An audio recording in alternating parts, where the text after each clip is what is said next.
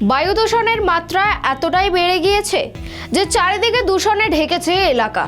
সম্প্রতি কলকারখানার কালো ধোঁয়া, রাস্তায় যান চলাচলের ধুলোবালি, এমনকি খড় পোড়ানোর ধোঁয়া দেখা যায় এলাকাগুলিতে।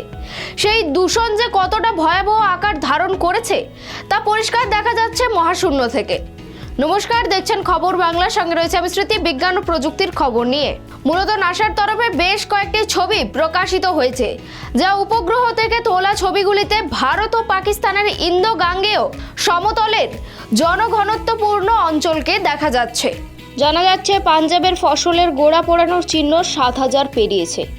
এর মধ্যে কেবল গত কিছুদিন আগেই সোমবারেই নতুন করে ৪১৮টি চিহ্ন আবিষ্কার করা গিয়েছে। চণ্ডীগড়ের AQI পৌঁছেছে অতি মারাত্মক ক্যাটাগরিতে। একই অবস্থা উত্তরপ্রদেশ, হরিয়ানা, দিল্লির মতো আশেপাশের রাজ্যগুলিতেও।